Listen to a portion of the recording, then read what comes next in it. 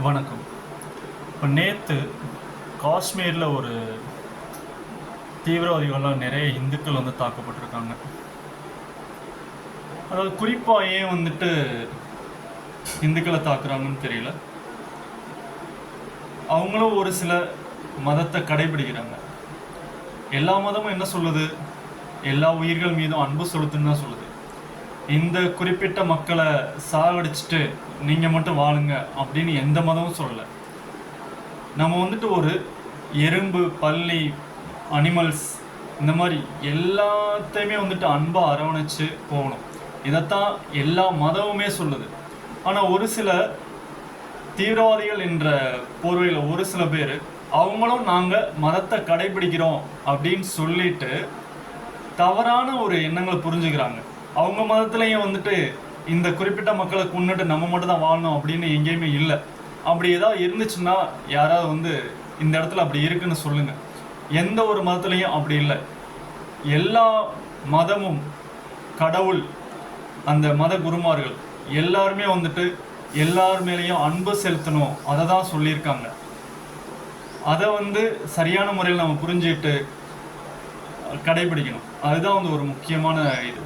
இப்போ இதில் பார்த்தீங்கன்னா இவங்களுக்கு ஒரு உயிரை கொல்றதுனால என்ன பெனிஃபிட்?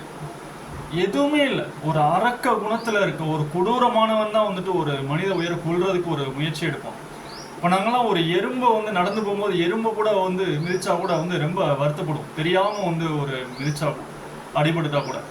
அந்த அளவுக்கு இருக்கும்போது ஒரு காட்டு மிராண்டிகள் தான் இப்படி நேரவை கேட்டு, அதுவும் நீங்கள் குறிப்பாக நீங்கள் இந்துக்களா அப்படின்னு கேட்டுட்டு இது பண்ணியிருக்காங்க. என்ன இந்துக்கள்?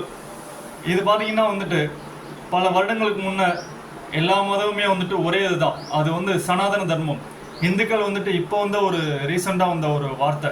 இந்த சனாதன தர்மத்திலேருந்து பிரிஞ்சவங்க தான் பல ரிலீஜன். இப்போ ஃபார் எக்ஸாம்பிள், ஒரு ரிலீஜன் 2024 வருஷத்துக்கு முன்னே ஆரம்பிச்சது.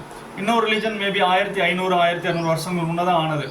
அது ஒரு குறிப்பிட்ட இடத்துக்கு தகுந்த மாதிரி ஜீசஸோ அல்லாவோ ஒரு குறிப்பிட்ட கொள்கைகளை கொடுத்தாங்க.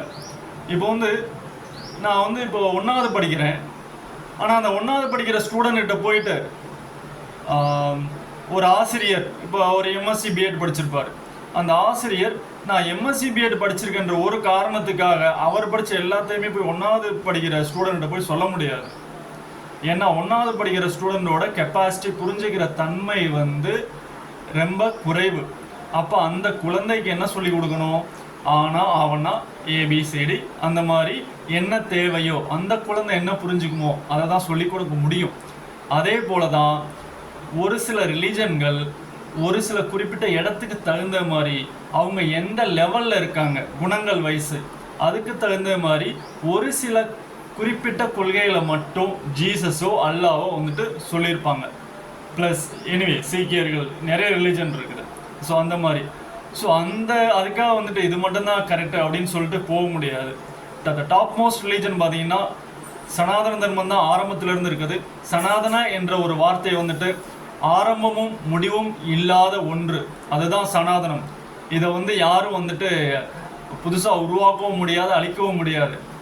அதுதான் சனாதன தர்மம்னு சொல்லிட்டு இன்னைக்கு இருக்க தீவிரவாதிகள், அதாவது தவறான ஒரு ஆன்மீகத்தில் நாங்களும் இருக்குன்னு சொல்லிட்டு தவறான ஒரு சிந்தனைகளை பயன்படுத்திகிட்டு இருக்காங்க. அது ஒரு வன்மையாக கண்டிக்கக்கூடிய ஒன்று.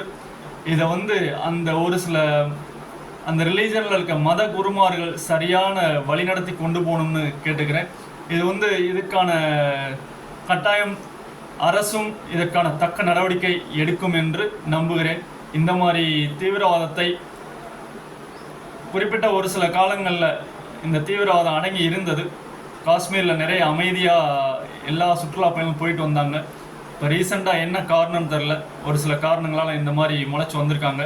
இவங்களை அடியோடு அழிக்கணும்னு சொல்லிட்டு கேட்டுக்கொள்கிறேன். இந்த அரசுக்கு நன்றி.